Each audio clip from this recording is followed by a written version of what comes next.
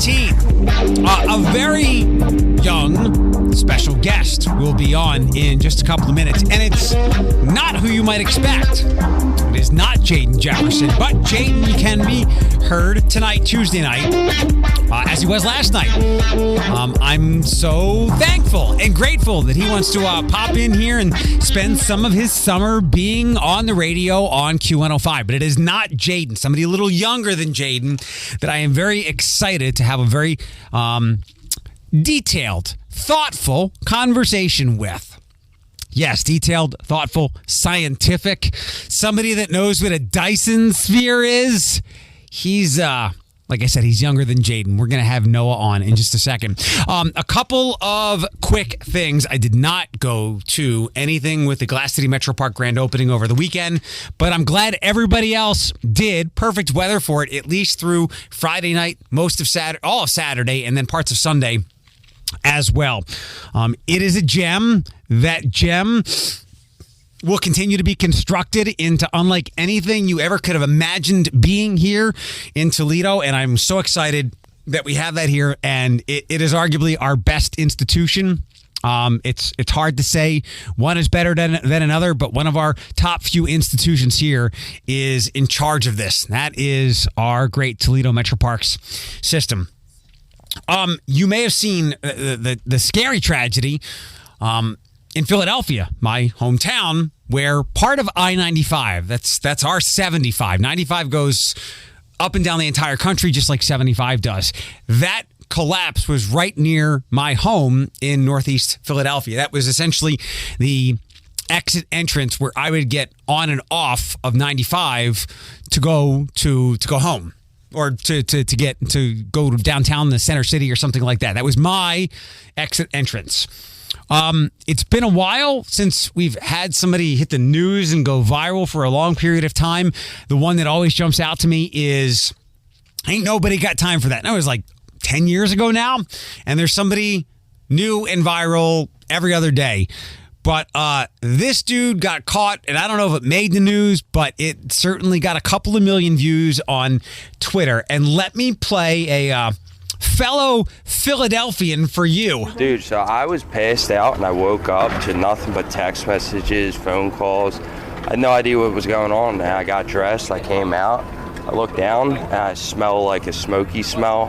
And I'm like, damn, dude, so it's crazy. When you came out and saw it, did you know what was happening yet, or did it just look like a fire? Well, no. So I got all those text messages, screenshots. I'm like, everybody's like, yo, where's this at? Like, nobody had like a direct like location. So I was like, look out my window, I see a bunch of cops. I'm like, bro, that's right by my apartment. So when did you figure out and realize that the freeway collapsed, the northbound side? Oh, dude, I was passed out when that happened. There was a time about 20 years ago that I sounded like that.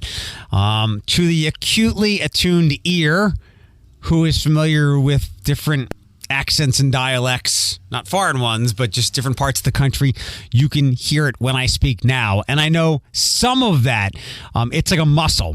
It's like a muscle that I can flex so that I don't say water. Yo, what do you want to do this weekend? You just want to get some water ice? You go down the shore? It is a muscle that I had to train and flex now. It's muscle memory that I don't say water. I say water. Water.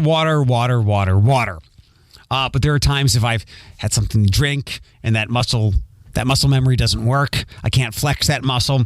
If I'm tired, if I'm excited, it often comes out, and I lose a little bit of that muscle strength, and a lot more of my Philly accent comes out than I would like to have out. You're familiar with the East Coast. The New York accent, the Boston accent.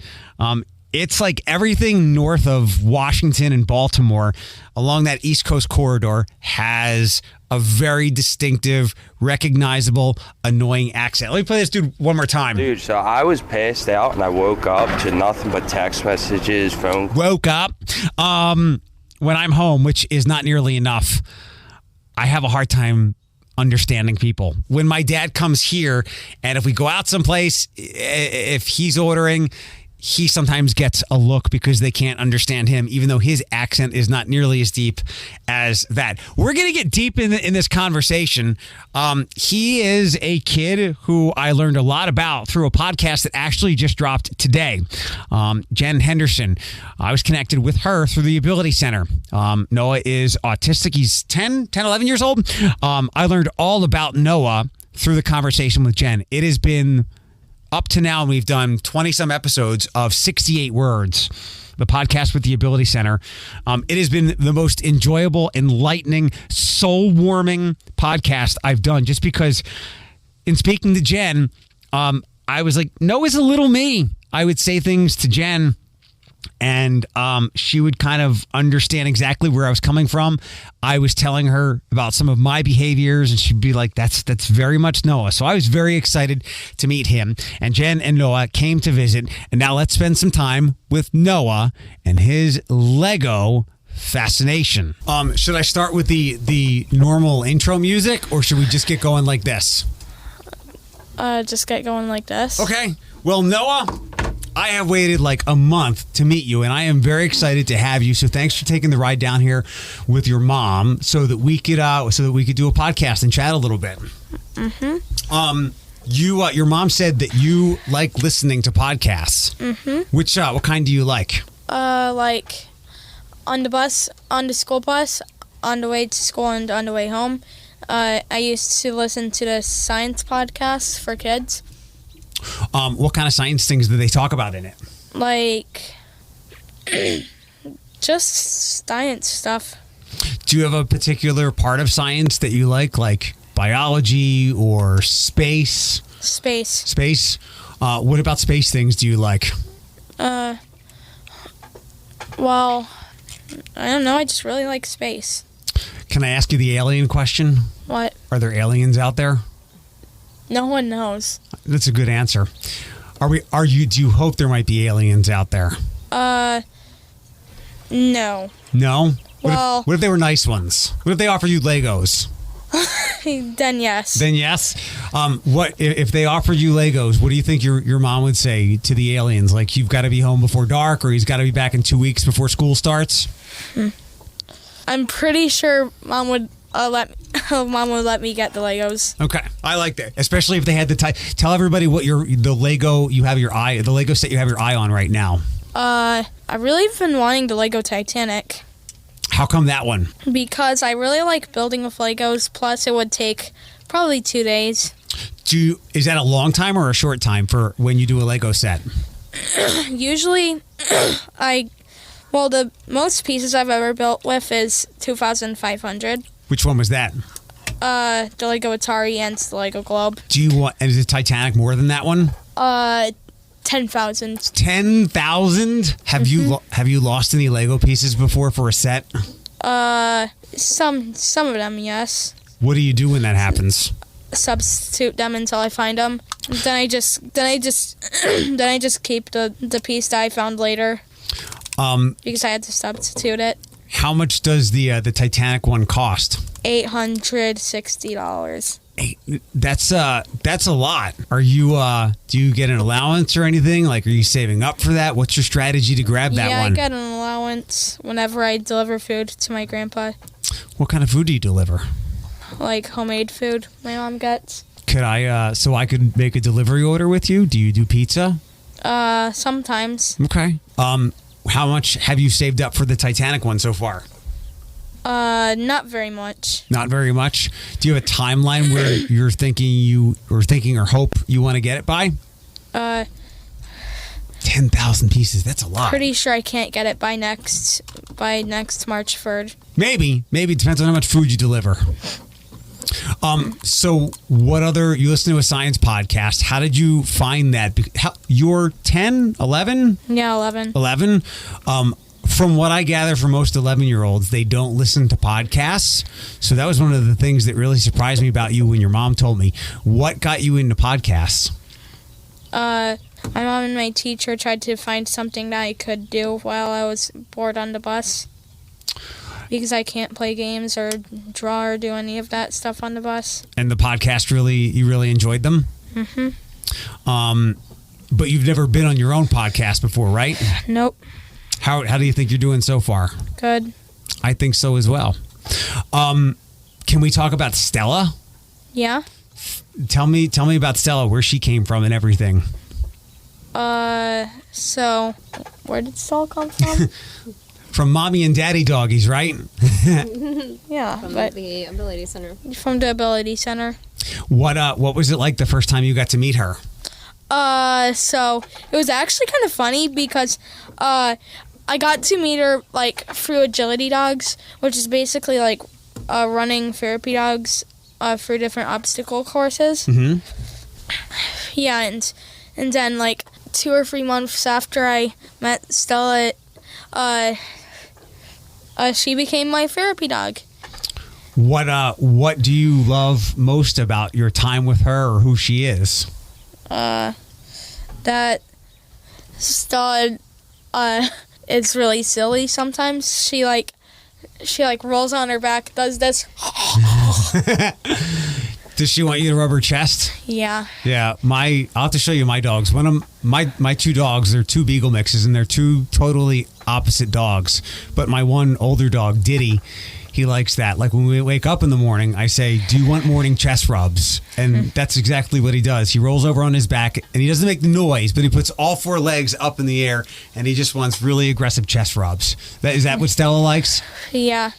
What do you take her out for walks, or when she's got to Yeah. go poop or anything? Yeah, we take her out for walks, and sometimes I throw a frisbee, and she just gets the zoomies with it. Does she have any particular kinds of foods that she really likes, like people food stuff? Like my one little dog will eat anything that falls on the floor that he could eat, but they really like peanut butter, and they eat very healthy. They eat a lot of carrots and vegetables. She likes peanut butter ice. She likes ice. She like ice. And she likes pretty much anything I give her. Anything? Yeah. Same with my little dog. What has been better about every day in life from before you got Stella to now? Are things a lot easier for you? I was getting upset a lot at school. What was going on? Lots of stuff, I guess. But now it makes you feel better knowing you get to come home to her? And whenever I do get upset, my mom just brings Stella into the parking lot, and I get into the car and Stella sits on my lap until I'm ready. She's a big dog, isn't she? Well, she's like this big. Technically little. A little big dog? Yeah. That is a little big dog to have on your lap. Where does she like to sleep at? Or does she let you sleep with her? Yeah, she likes to sleep with me. Is it her in my bed? Is it her bed and she just lets you sleep there? No, my bed. Where how do you guys lay? Does she get on the covers or anything like that, or does she lay by your side? I lay right here, and Stella lays right here, right next to me. Sometimes, in the winter I let her have a blanket, so she's warm. Does she? Especially because my window wouldn't lock over the winter, because the top of the window wasn't closed all the way for some reason. Did that get all fixed up? Yeah. Well, my dad told me that it wasn't. Basically, it was hinting around. Does she ever That it was. dream at night, or does she make noises or wake up in the middle of the night? She does dream in the night. She snores a lot. And Is she really a loud loud. snorer? Yep, it keeps me up. And sometimes when she dreams, I always wake her up so she doesn't have to have a bad dream. What if it was a good dream? What if she was in a swimming pool of peanut butter and you wake her up from that? Well, she probably wouldn't dream that. I would dream that. I would like to be in a pool of peanut butter. Sometimes I wake up to think that there's a Lego set hidden somewhere in my house, so I look in every room except for my mom and dad's bedroom. I look behind the couch, I look behind the love seat, I look behind the curtains sometimes. I even look in the kitchen. Is that a dream, or you actually do that? I actually do that. Have you ever found a Lego set anytime? No. I just think there's a Lego set hidden somewhere. It can't hurt to look, right? Yeah. Maybe the aliens will show up to the Henderson household. They will leave like a miniature Titanic and tease you with that. Right? They'll put it right behind the kitchen after they take Stella's peanut butter. Oh. So I have my little dog. He's 15 pounds. Stella would probably crush him. He sleeps under the pillows. And there's been times where I've almost crushed him. My other dog, Diddy, he's twice that size. He's about 32 pounds. He's the one that likes the chest rubs. He also likes to sleep in the middle of the bed. So there's 45 pounds of dog, and I have a very, very big bed, a king-size bed. And the three of us together use about a third of the bed. I could literally rent the rest of my bed out to other people who might want to stay there because we don't use it. But we stay warm. Huh. You wanted to talk about video games? Yeah. What's the very first video game you remember playing? Minecraft. My brother introduced me to Minecraft when I was very little, like 4 or 5. 4 or 5, and then what after Minecraft did you start to play? I started to play coloring games. Then I started to play, like, then after I moved to my new house, my mom got me an iPad and she let me download Minecraft. And now I'm just building superstructures in Minecraft. Like, I've built an entire city. Have you named it anything? I've named the city Crimson City. How come that name? I don't know. I just came up with it. It sounded like a good name for a futuristic city. How about Noahville? My first building I built, well, it was not originally going to be a city. I made that world for spawning axolotls in Minecraft, and then when I was trying to find a blue axolotl, which is basically one of the rarest mobs in the game, as a 1 in 1,200 chance of spawning one. Eventually I found a blue axolotl, and so I basically just killed all of the other axolotls except for the blue one, made the blue axolotl's swimming space tinier so I could build a tower there, which I actually decided to build. Then after that I decided, I should build another tower across the street. And then I just built another, a brick building, like an abandoned brick building beside that stone tower. That stone tower is now now the town hall. Then I built after that I built a office building. And then I just built a bunch of random towers and a couple parks. Forgive me for asking a dumb question, but an axolotl is a fish, right? It's a salamander. Got it. Okay. Will, it sounds like you've put a lot of effort into this. Crimson, what was the name of the city? Crimson City. Crimson City. I like it.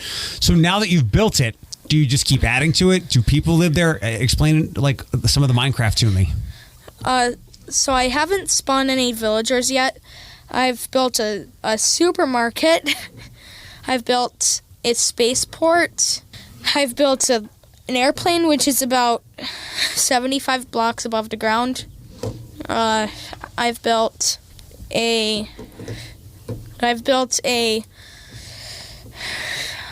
big wall around the city. Well, more like a third around the city. It's like it goes a third of the way around the city. It's a big city. I mean, you cannot even see the other side of the city when you're on one side of the city. It sounds big. Yeah, the tallest tower is a giant tower. It's an office. Some floors are office buildings. Some floors are entire apartments, and the top floor, the floor that's the second to the top floor is a cafe. has a great view of the city, and the floor above that, which is the top floor, it's my apartment. What do you have in your apartment? A bunch of books and a bed, and then a big triangle balcony that extends out the front of the tower. Sounds like a pretty cool place to live. Mhm.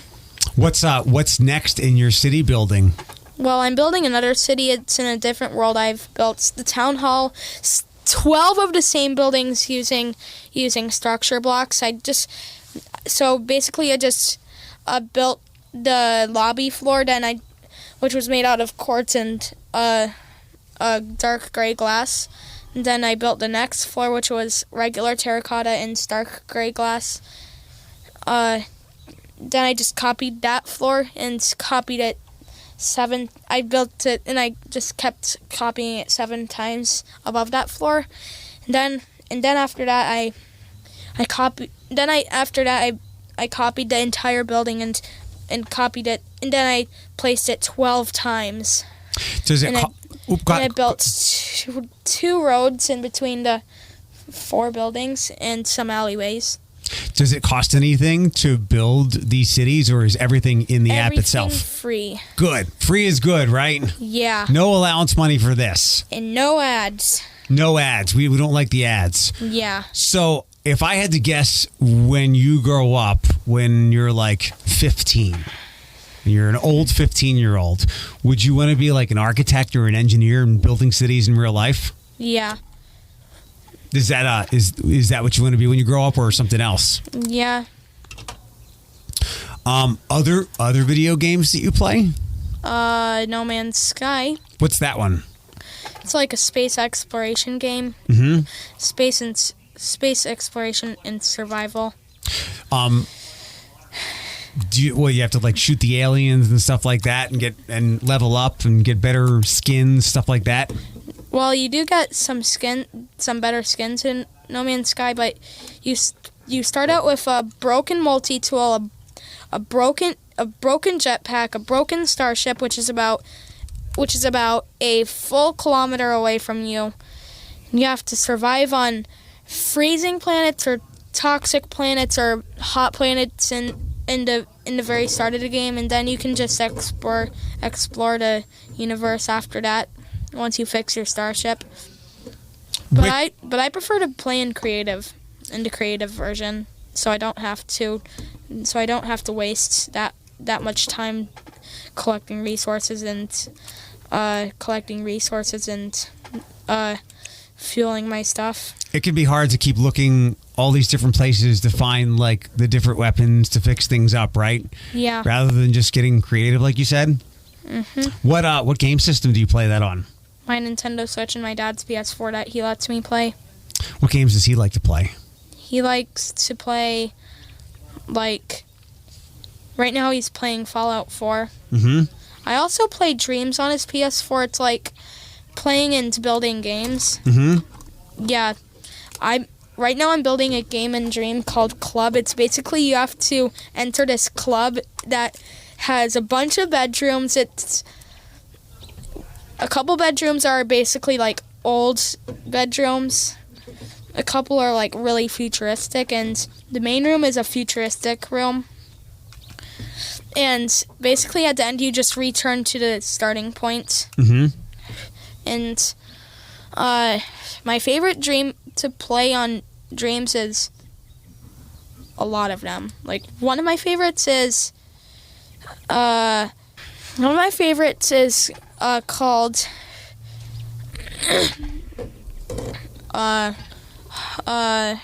Home Screen. It's basically like an escape room game where you only have one screen and you have to move your player, which is a duck, and you have to find resources to unlock new rooms. So you're like solving the mysteries? Yeah, you're trying to get out of the locked door that will lead you out of the house. Are some of them too hard for you to complete, or do you always find? Yeah, I can't even figure out the code for the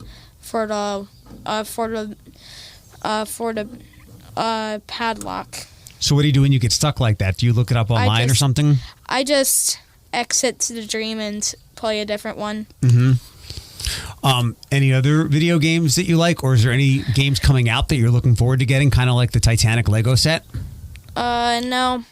But there's also another dream in Dreams. It's created by the Dreams game creator. It's the dream is called Art's Dream. It's basically like you have to defeat this giant bird, this giant crow in the very end, and it's quite hard defeating the giant crow. Because it has a shield made of vines that you have to destroy. Plus, it just summons a bunch of blue heads that can fly. Do you have all the correct weapons to beat it, or do you have to collect more? You have to fire music notes from your car, from the flying car. Interesting. I feel like I've asked you a lot of questions. It's not too many, right? Nope, not too many. Anything you want to ask me? What's your favorite game? Let's see. I have been playing Marvel Ultimate Alliance on my Switch for a long time now because I can kind of like shut my brain off and just I like to do a lot of button smashing. Basically,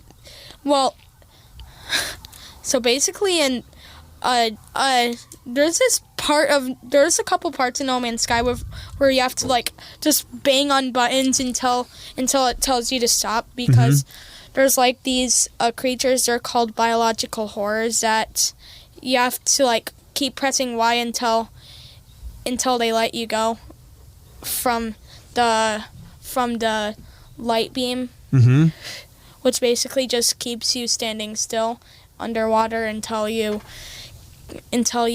press the button Y long enough. Well, if I ever play that game or anybody ever asks me to help them with No Man's Sky, I know that you can give me some hints and tips for that. But yeah, I played that for a couple of years now. I just got a Star Wars Jedi game. I'm about to finish that. But on Saturday, I ran into something like your crow. I think I'm at the final boss, and I haven't even gotten to him. I'm trying to get to him, and there's been a lot of near controllers thrown across the room, and a lot of the dogs wondering why I'm so angry. You've gotten that frustrated before, right? Yeah, I got that frustrated, but I didn't throw any controllers. Right. I learned my lesson when I was about your age. No throwing controllers. Yeah. Because they're too expensive. So, yeah, those are the two games that I've been playing. But I like all my nerdy superhero stuff. I'm very excited for the Spider-Man game to come out later this year. So I'm like stuck on this level in Portal 2. It's a really hard test chamber. It's test chamber 16. It's basically you have to defeat 3 turrets, which are really hard to defeat because they're like right in your way of a button, and you can't get to the turrets because they just attack you until you just get thrown back into the portal and have to restart the level all over again. I hate when you have to go back all the way to the beginning of the level. I like when you can save a little bit closer to where you have to go. Yeah, sometimes I save it before I die in the game. When I was growing up playing lots of video games like Atari and then Nintendo, so now video games tell really good stories, right? Yeah. It's almost like playing a movie and that's fun. And now, like in a lot of games, it's hard to die. If you die, you just respawn and start where you left off. But when I was playing these games growing up, you would spend like 20 minutes on some level and then die, and then they'd start you back to the 20 minutes where you started. It was very frustrating. Yeah. Portal 2 and Portal were like made in the 2010s, but they're still really fun to play. Looks fun. Even into 2023. We talked about video games. We talked about podcasts. We talked about Stella. What else did you want to talk about? Legos? We could do Legos. Should I get that Batman tumbler for my friend, even though it's very expensive? I think he'd like it. Yeah. Are there other Legos besides the Titanic that you have an eye on? Because that's very expensive. You probably have to get something in the meantime. There's like this $500 set. It's the Razor Crest from the Star Wars Mandalorian. Do you watch The Mandalorian? Yeah, me and my dad watch it whenever a new episode comes out. What did you think of this past season? It was really good. I needed more Baby Yoda this year, or Grogu. Hold on, I'm looking up that Razor Crest one. Yeah, it's an Ultimate Collector Series. Yeah, those are the ones my friends get, and our friend gets, and he tells me how expensive they are, and they make my jaw drop. One Ultimate Collector Series, it's only $200. Surprisingly, it's an X-Wing. I think he has that one too. It's like the new X-Wing. Let me see if I have the pictures of that, because he sends them to me when he finishes them. They when you do the Legos, it keeps your brain occupied, right? Mm-hmm. Yeah, I started doing puzzles because of that, and I enjoyed that a great deal, except for when the dogs get too close. That one? That's the X-Wing, yeah. Yep. Did my friend send me a finished picture? No. Well, he also did that one, the Batwing. So yeah, he's into the big expensive ones. Me too. Yeah. Well, I'll tell him that maybe he should stop working, because clearly it's working for you. What else? Do you want to talk about anything else before we wrap up? Yeah. What's that? How about foods? What food? Give me your favorite foods. I really like the Warheads candy. The sour ones? Yeah. Me too. What's your favorite color? Either blue raspberry or lemon. I wish they would stay sour for longer periods of time. Yeah. Yeah. So this way, not that I would do this, but I think when I was a kid and I wanted them to stay sour longer, I would just put a lot in my mouth at once. Yeah. What food do you really dislike? I really dislike.